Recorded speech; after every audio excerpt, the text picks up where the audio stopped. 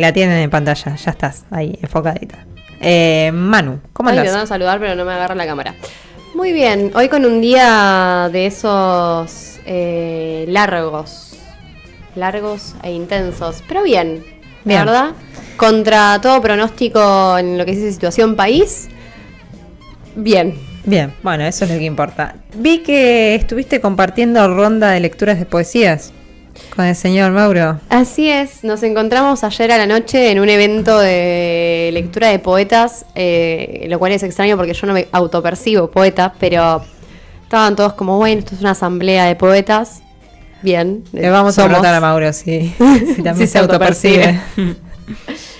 Pero sí, en la presentación del libro, toda poesía es hostil al anarcocapitalismo, Sí. que es una compilación llevada adelante por Julián Axat y editada por Carlos Aprea, donde participaron muchos poetas de todo el país. Y nada, es un buen libro. Nació a partir de la publicación del poema de La docente, que escribió por el alumno que se murió electrocutado por el cable de cobre. Sí. Y ese fue el disparador que después nos encontró a todos escribiendo poesía desde la rabia, por la rabia, contra la rabia, desde el dolor, la reivindicación, la política, qué sé yo. Dígase como quiera. Pero sí, ayer nos encontramos en ese evento y estuvimos ahí leyendo. Excelente. Bueno, pero no vamos a hablar de poesía, ¿o sí? Un poco sí, porque ¿por qué no? Sí, porque ella es un poco poesía y Yo te meto también una su hijo. poesía Claro. en cualquier lado, y la persona de la cual vamos a hablar hoy está rodeada Sí, de poesías. tal cual. Tati Almeida. Tati Almeida. Tati Almeida, señor, que hoy cumple 94 años. Así es. Fua. Hay que vivir 94 años, ¿eh? Hay que vivir esos 94 años. Sí. Uf, por favor. Pero bueno, como bien decíamos, hoy cumple 94 años porque Tati nació el 28 de junio de 1930 en el barrio Belgrano. Y mi idea de hoy era un poco hacer un recorrido sobre la vida de Tati. Bueno, ¿quién era Tati antes de ser Tati, como la conocemos hoy? ¿Quién era Tati antes de ese 17 de junio del 75 en el cual desaparece Alejandro? ¿Y quién era Tati antes de ser madre de la plaza? Tati, paradójicamente, o como las vueltas de la vida, vieron que la vida es un poco, no sé si cruel es la palabra, confusa tampoco, podríamos decir enmarañada. Tati viene de una familia militar. El padre de Tati era militar, el hermano también lo era. De hecho, gran parte de las personas masculinas de la familia de Tati forman parte de la familia militar. Uh-huh. Podríamos decir también paradójica la vida. Pero bueno, ella es de una familia muy tradicional de Paraná, Entre Ríos. Crece allá, pero después el padre es enviado a distintos puntos del país, lo cual hace que Tati tenga una vida que va medio girando a lo largo de la Argentina. Crece, pasa parte de su infancia, no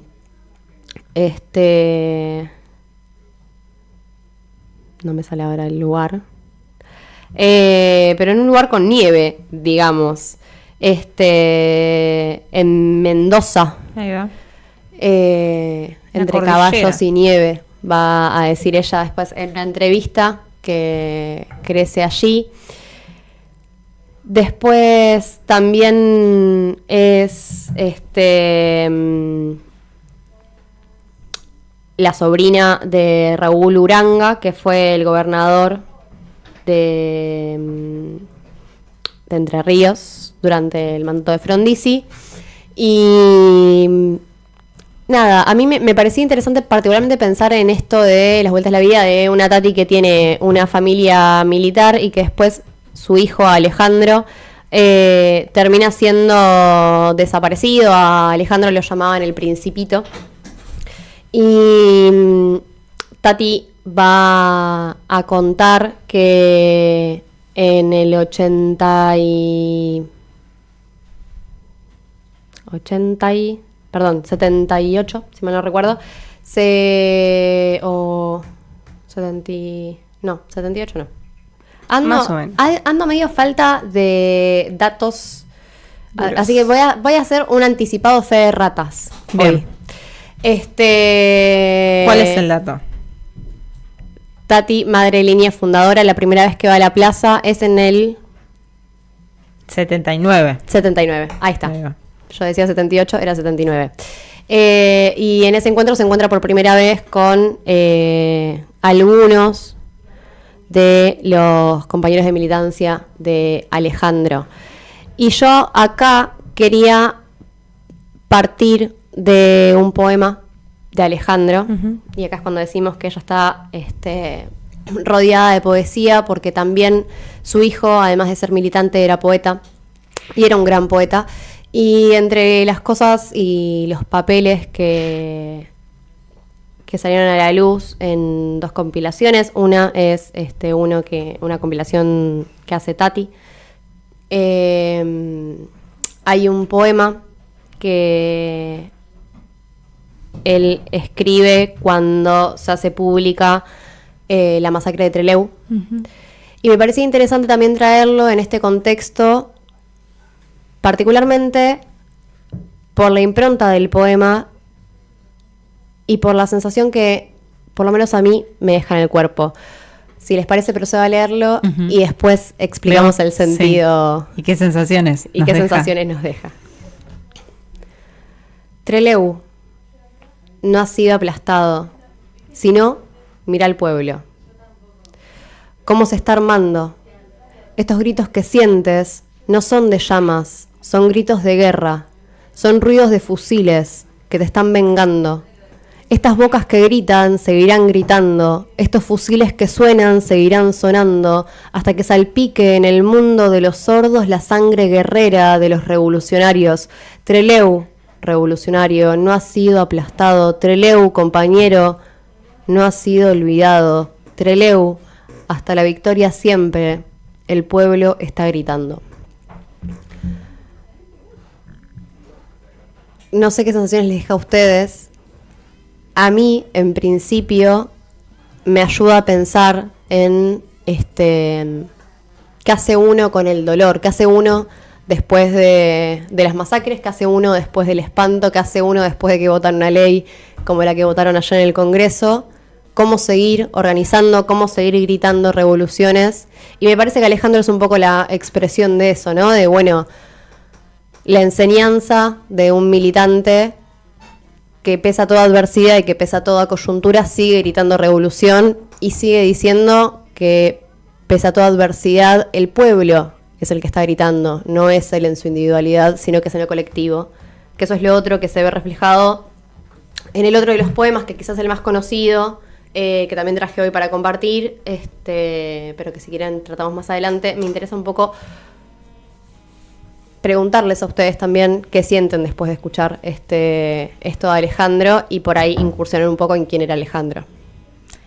Yo no sé si particularmente digo, pues, nuestros revolucionarios y revolucionarias hay muchos poemas, ¿no? Eso también es no sé si es zarpado, porque creo que que nada, hay algo de poesía en las luchas y en el compromiso y en los valores que representan, ¿no? Y a mí particularmente me gusta mucho leer la poesía que han dejado los compañeros y compañeras. Yo me imagino en esa Tati, como le ha pasado a distintas madres y abuelas, ¿no? De reencontrarlo y reconocerlo desde otros lugares, ¿no? Desde sus escritos, desde las lecturas, porque un poco fue lo que le pasó, ¿no? Encontrar, reconstruir esa historia de su hijo, ausente ya, ¿no? Pero eso de las palabras, la poesía, que me imagino que debe ser una locura, ¿no? Muy conmovedora. Y lo que implica, ¿no? Pienso también en el poema, ¿no? Después de la tragedia de los fusilamientos de Trelew y esta cuestión de, bueno, aún así las batallas se van a seguir dando. Bueno, también un poco la pelea de las madres y las abuelas es un poco, bueno, a pesar de ese horror, ¿no? Que fue tratar de fusilar, desaparecer, masacrar a toda una generación de revolucionarios y revolucionarias, bueno, aún así hay peleas pendientes y que se siguen dando, ¿no? Sí, sin lugar a dudas. Bueno, hay una canción que para mí es un poco un himno casi de las madres, que es Seguir Cantando. Uh-huh. Que también es un poco el reflejo de eso. Y después, bueno, un poco lo decías recién,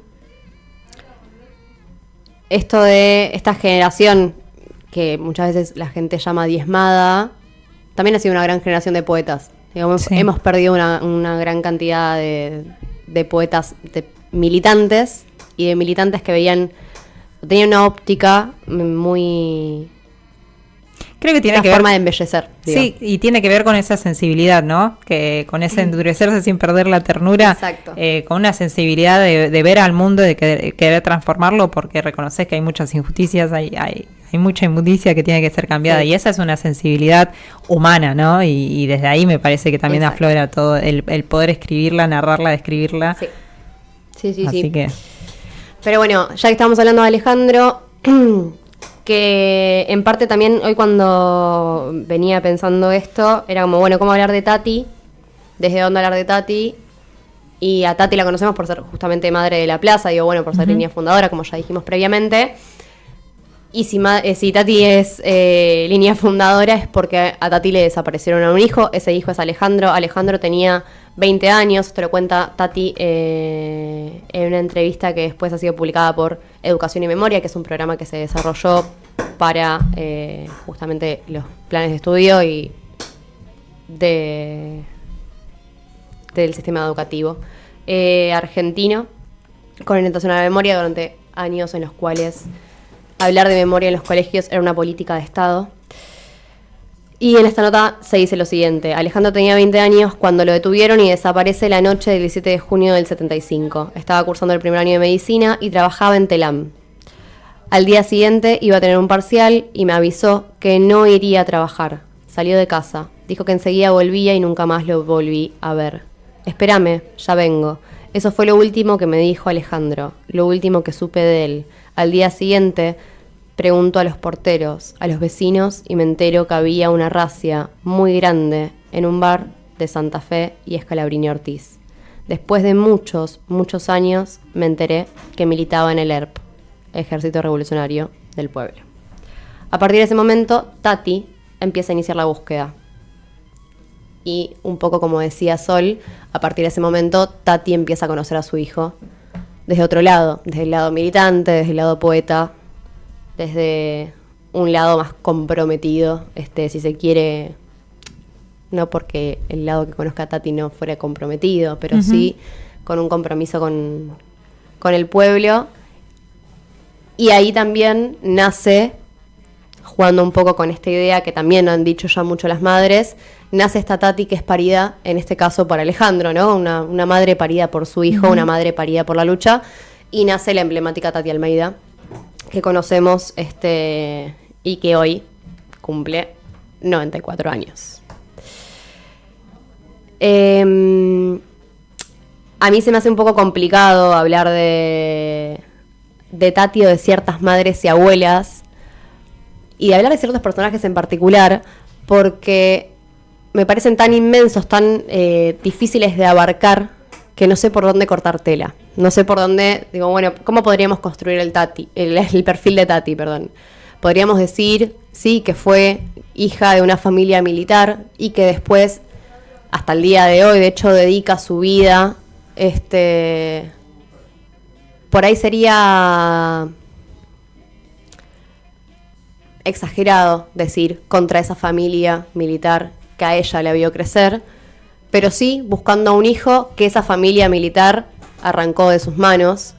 Tati es una mujer que enseña desde el ejemplo, enseña desde la lucha, la misma lucha que aprendió de su hijo, el hijo que la parió una vez desaparecido.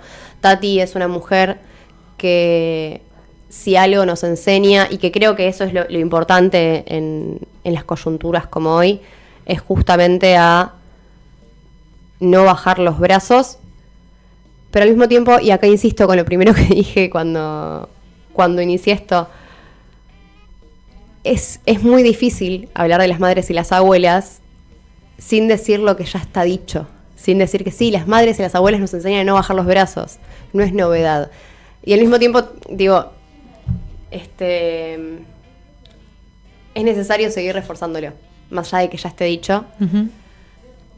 Y particularmente creo que es necesario por la coyuntura, vuelvo, en la cual vivimos, en la cual, y acá me considero aparte, la sociedad y esta generación nos invita todo el tiempo a lo efímero y abandonar las luchas, abandonar las causas, a una frustración muy pronta.